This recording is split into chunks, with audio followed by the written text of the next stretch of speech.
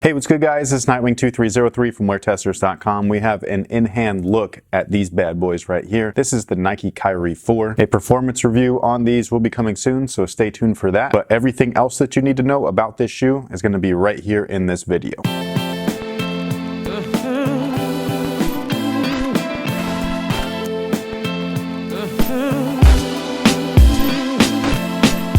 So the first thing that you might want to know is the release date. The release date is December 20th. There is no price increase for the Kyrie 4. They retail for 120 bucks. They'll be available at Nike basketball retailers such as eastbay.com. Their fit is true to size. However, just like all the past Kyries, they are a little bit snug or on the narrow side. So whatever you've normally worn with a Kyrie shoe, that's what I would recommend you go with the Kyrie 4. The traction looks incredible. And much like I had stated in my first impression of the shoe based off of images, the traction right here is done up in multi-directional fashion, which I think is awesome. This is an ideal setup for me as far as the direction of the traction, which basically faces everywhere. And then you can see here that it's extremely aggressive. It protrudes out of the outsole. Again, a favorite feature of mine. I don't like flat traction. I don't like it when the pattern is recessed within the rubber. I like it when the pattern is the entire outsole. This is where traction can be at its best. Now the rubber is on the softer side, so if you're expecting these to last a long time outdoors, I wouldn't. But indoor hoopers, you should be good to go. The cushion is something that everybody can pretty much agree has been lacking in all of the Kyrie models. That's not to say that your personal preference on cushion is wrong, because you like what you like, I like what I like. However, this shoe right here should cater to most people. I'm happy to say that the KD4, this is not the KD4.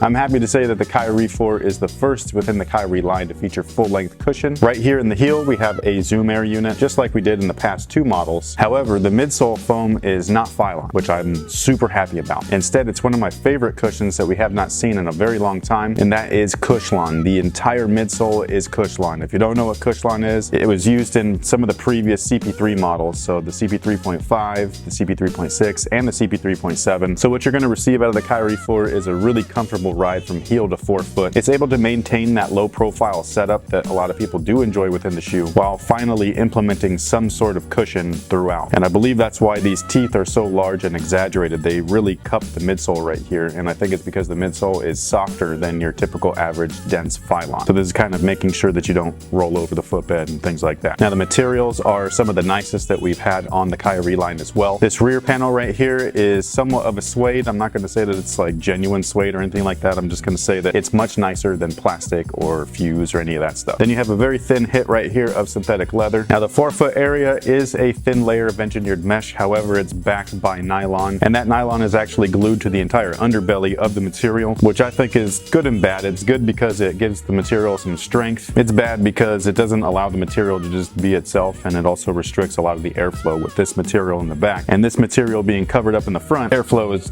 going to be a no-go. However, the material up front is still nice and soft. It'll move really well with your foot, and for those reasons, I dig it. And it's something that I was actually surprised by is that normally they put a fuse rand on the toe for high wear areas, toe drags, things like that to protect the material. But instead what they did is put that same suede from the rear and put it right there on the toe rand, which I think just looks awesome. It gives the shoe an old school look because you can see that there are actual panels here. There's a real design. It's not a one piece flat type of shoe. I feel like this is a great use of new materials and old materials while still giving Kyrie exactly what he wants out of his sneaker. And for anybody curious about what this break right here is within the outsole, I explained this within the first impression video, but I'll just explain it again real quick. This break is here for lateral mobility, so it makes the midsole feel less clunky. It allows somebody like Kyrie that moves like this all the time. If you watch his footwork, this guy's feet drag in ways that no basketball player's feet should, but it works for him. And so this design right here is going to cater directly to his actual need, which I think is pretty cool. And yes, the outsole is slightly rounded again. It's not a feature that I absolutely love, but with this break right here and the new updated cushion, you don't notice it like you did in the Kyrie 2 and the Kyrie 3. And that pretty much takes care of it. I'm super excited to play in these. I cannot wait, actually. Now that I've had them in hand and I can actually feel what they felt like on foot, I just think that these are going to be awesome, dude. I think this is going to be a great sneaker. It reminds me of old school shoes. It's built with some heavy duty materials, yet we got some softer stuff up front. Two of my favorite cushions are in the shoe with Zoom Air and Cushlon. I don't think we've seen that combination since the CP3.7. Feel free to correct me if I'm wrong, because my memory might be a little bit wonky. But overall, I'm just super stoked to try these out. I I think these are going to be beasts. In terms of overall bang for your buck, I do feel that this shoe right here and the Dame 4 is pretty much where it's at. Not even considering signature status, but if you do throw in that signature status, they are two of the best on the market right now for the price. And that is pretty much everything that you need to know about the Kyrie 4. Let me know what you guys think about these down below in the comment section. Are you excited to try these out yourself? Again, release date's December 20th. Retail is $120. Link to eastbay.com is going to be directly in the description box below. Thank you so much for watching. Thank you for all your support. And until next time, guys,